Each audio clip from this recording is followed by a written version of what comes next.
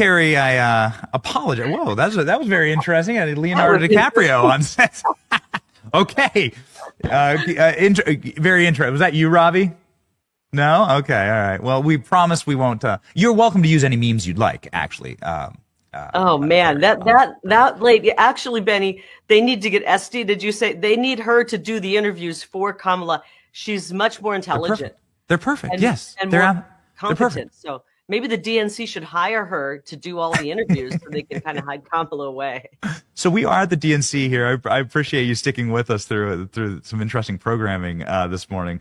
We are at the DNC here. I'm sure you've been watching. You are running for Senate in Arizona, and they're vision casting here for some pretty dark stuff. It's supposed to be all about joy, but it seems like it's just obsession and hatred about Donald Trump, and then hatred of successful people. Oh, I think probably, Kamala Harris is probably playing drinking games. Every time they say democracy or Trump, she takes a sip, and that might be why she's been missing. Who knows? I'm just guessing. Actually, though, it is dark. It is dark, but I hope it goes on because I've noticed, I'm looking down right now, political betting markets show President Trump has gone up 7 points since the DNC started. The big convention started. So if they just keep this going on, maybe throughout, the entire month, we'll see him go up into double-digit lead. The people of Arizona, are they going to buy this? I mean, we've seen some really great changes in the state of Arizona. It seems like there's been some marginal victories in Maricopa County and in the way that the election process is going. We're partnering with Turning Point Action on our program here, and there's real infrastructure now being built to make sure that somebody like you, who had your election rigged and stolen, and I believe that in my heart of hearts because I stood on site and watched it, that maybe it'll be a more of a fair shot this time around. Is that true? We do have a big ground game, massive ground game, a lot of people helping out, collecting ballots. I guess you're calling it chasing ballots here in Arizona. Yeah. Turning Point Action is incredible. We're not going to let one ballot rot on someone's kitchen countertop. Yes. And they're working really hard. If you want to come to Arizona, by the way, in October, Turning Point will put you up in a hotel for the month of October if you want to come here and help chase ballots. So we want to get every mail-in ballot in. And then, of course, people are going to show up on Election Day as well. So we're going to swamp the vote ahead of time and swamp the vote on Election Day. What we were seeing at the DNC makes all of this all that much more important. Yes. We've watched as we have, Kamala Harris with the stolen nomination, Tim Walz, stolen valor. And if we don't do everything in our power, we're going to have a stolen country come November 5th. So it's imperative that we do everything. Nobody can sit home this time. Nobody can throw their hands up and say, well, the system's not better. It's still not right. Of course it's not. We have a long way to go, but we need to get everybody out. Everyone has to talk to a friend, make sure your family and your friends are registered to vote. You might be surprised. You ask somebody if they're registered, you might assume they are, and they might not be.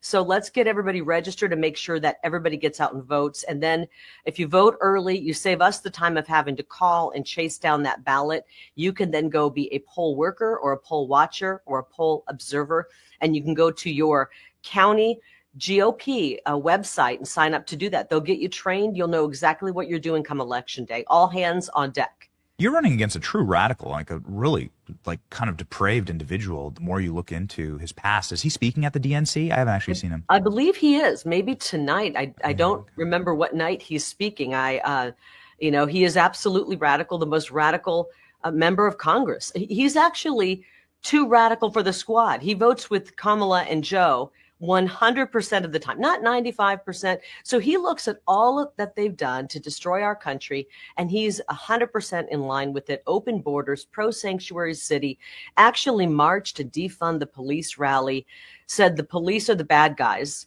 And, he's for men competing in women's sports. That means he's for men in the locker rooms, watching our daughters change and showering with our sisters and mothers. It's really disturbing, to say the least, what these people are for. And when we have a shot to take this country back and get us back on the right track, we're at a crossroads, Benny. We're either going to save this country, and I believe our best days are ahead of us, Or, as Ronald Reagan said, we're plunging into 1,000 years of darkness. And as a mother with kids who are 19 and 21, I'm doing everything I can to fight to make sure we have a great, awesome, prosperous, and peaceful America for them to finally have access to the American dream, because we priced out this young generation.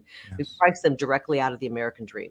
Yeah, you mentioned sort of like this strange obsession and predator protections that the Democrat Party is now pushing forward, and it all locks into place when you see Bill Clinton welcomed on stage. Nobody asks any questions. We know this man's history. We have the flight logs for Epstein's jet. And I mean, he looks rough. The closing down of Little St. James has been tough on Bill Clinton, but he was there. He flew 27 times on the guy's plane, and he's still welcomed on stage. He's still celebrated. He's a monster. He's a true predator. Yeah, I don't know if the people in that convention hall just don't follow what's happening. I mean, you'd think that would be the person they say, we can't have him here. Thank you for offering, but we just can't have you. It would look really bad. But no, they celebrate him. And, and then he tried to make jokes about President Trump's age. I don't know what actual age, but I look at somebody if they've got vibrancy, if they've got energy, and I see a much more energized, young, youthful, and strong President Trump, especially when you compare him to what we saw there with Clinton. Yes. Were you shocked that Kamala was going to do the debates with Trump? Your opponent did not debate you.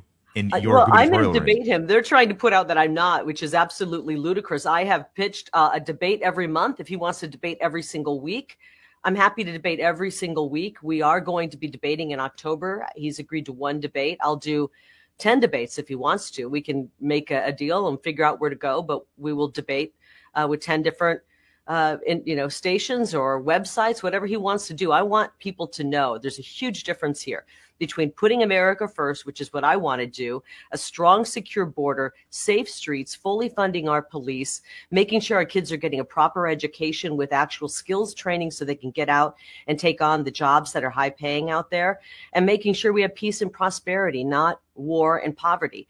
And so I'm willing to go toe to toe with this guy. And, if he wants, I won't wear my high heels so that we can look eye to eye into each other's eyes as we talk about where we stand on the issues. Yeah, you're probably taller than him. I'm not sure. He looks like a pretty short, sad little man. He's short on policy. He's short on policy, and he's short on America First policy. That's for sure. Just in closing here, Carrie, your message to the media. You, of course, are one of the most trusted news voices for decades in Arizona. It must really boil your blood to see the way that Kamala Harris is being treated right now and the journalistic malpractice that's happening in the 2024 race. It's really pathetic, and I wish that there are a few good journalists out there. I think they're tied to their paycheck, and they're really worried about that. But I wish they would stand up and push back against the corporate overlords. We have a corrupt media. I don't even call them journalists anymore. I really call it propaganda. They treat me just as bad as they treat President Trump. But I wear that as a badge of honor, because that tells me they're so deathly afraid of outsiders getting into a place like Washington, D.C. and finally working for the people, because they know that their reign is coming to an end.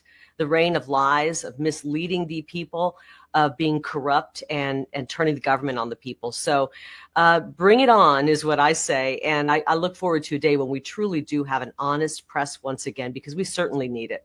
It's the mama bear in the high deserts of Arizona who's fighting for that great state. We love the state of Arizona. We're huge fans of Kari Lake. If you're in Arizona, vote for Kari, and we're gonna bring it home this time, man. It's gonna be exciting. We're probably gonna broadcast that debate. That's exciting. I'm excited. I didn't actually know you locked in a debate. Good for you. Yes, absolutely locked in. We're just trying to figure out the day, and then we'll let you know, and you'll be able to broadcast. That would be fantastic.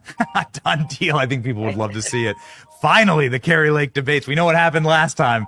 Yes. Godspeed, Kari. We know you got to get to an event. Thank you so much. Thanks, Benny.